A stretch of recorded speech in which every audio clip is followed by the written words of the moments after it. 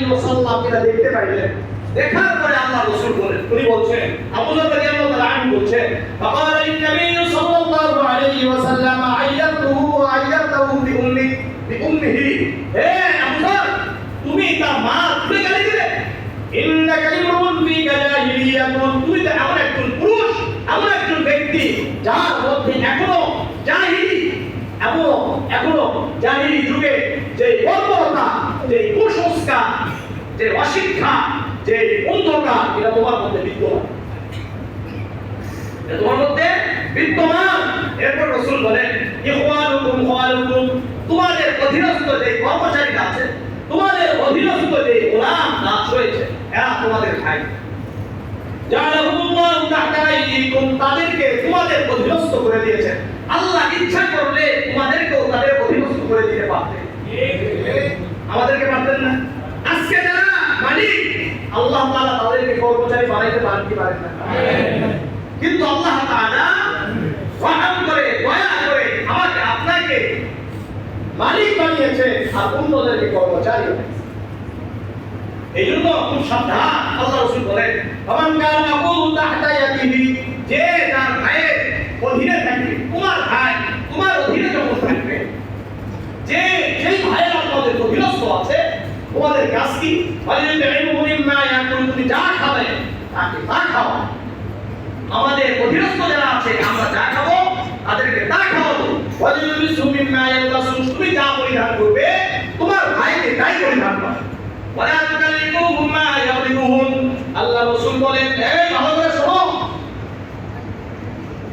মাত্রাতিরিক্ত তাদের সামর্থ্যের বাইরে কোনো কাজ, কোনো কর্মচারীকে, কোনো গোলামের উপর চাপিয়ে দেওয়ার কোনো সুযোগ ইসলাম রাখে না। যদি এরপরেও কোনো কারণবশত দেখা গেছে কোনো একটা বড় ধরনের কাজ তাদের উপর চাপিয়ে দিয়েছো, অবশ্যই তোমরা তাদেরকে সহযোগিতা করো। যেমন আপনার গোলাম অথবা আপনার কর্মচারীকে একটা বস্তা উঠাইতে বলছেন, দেখা যাচ্ছে যে বস্তা একা উঠাতে পারবে না, তখন আপনি কি করবেন? আমি কি করবো? আমরা তাদের সাথে সহযোগিতা করে উঠিয়ে দিব। এটা আপনার কাজ। তাদেরকে আমাদের ভাই বলেছে।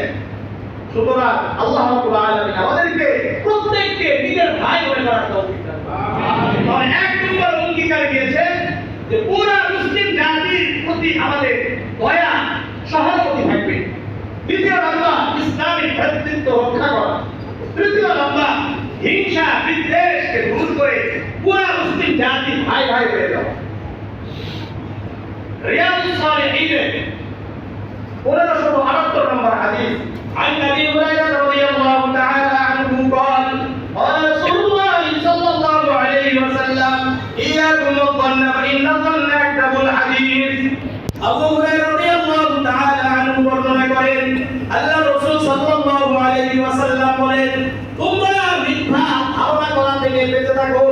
ইয়াকুম মুসন্না, খারাপ ধারণা করা থেকে বেঁচে থাকো। ফাইন্নাহুম লাকাবুল হাদিস, কেননা খারাপ ধারণা একটা মিথ্যা, খারাপ ধারণা করা মহা মিথ্যা। এরপরে আল্লাহ রাসূল বলেন, ওয়ালা তাজাসসু ওয়ালা তাহাসসু, তোমরা গোপনে অন্যের দোষ খোঁজাখুঁজি করো না।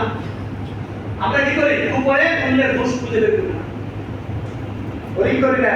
ওয়ালা তাহাসাদু, তোমরা হিংসা বিদ্বেষ করো না। হিংসা বিদ্বেষ করা যাবে না। সুনানে আবি দাউদের 4903 নম্বর হাদিস, আবু হুরায়রা রাদিয়াল্লাহু তাআলা আনহু বর্ণিত, আল্লাহ রাসূল বলেন, ইয়াকুম ওয়াল হাসাদ, তোমরা হিংসা থেকে বেঁচে থাকো। ফাইনাল হাসাদা ইয়াকুল হাসানা কামা ইয়াকুল নারুল হাতাব, কেননা হিংসা তোমাদের আমলগুলোকে এমন ভাবে ধ্বংস করে দিবে যেমন নাকি আগুন কাষ্ঠকে জ্বালিয়ে দেয়, পুড়িয়ে দেয়, ছাই করে দেয়। ঠিক তেমনি ভাবে যাদের মধ্যে আমাদের হিংসা থাকবে, আমাদের আমলগুলোকে নষ্ট করে দেবে। এই জন্য হিংসা বিদ্বেষ রাখার কোনো সুযোগ নাই। আল্লাহ রাসূল বলেন, ওয়ালা তাবাগাদু ওয়ালা তাদাবাগু, তোমরা একে অপরের প্রতি হিংসা বিদ্বেষ রাখবে না, তোমরা একে অপরের প্রতি পিছনে পিছনে শত্রুতা পোষণ করবে না। ওয়াকুলু ইবাদুল্লাহি ইখওয়ানা, তোমরা পরস্পর ভাই ভাই হয়ে যাও। আল মুসলিমু আকুল মুসলিম, একজন মুসলমান আর একজন মুসলমানের ভাই। লা ইয়াদরিবুহু ওয়ালা ইয়াসলিমুহু ওয়ালা ইয়াহকিরুহু, একজন মুসলমান আরেকজন মুসলমানের উপর জুলুম করতে পারে না। একজন মুসলমান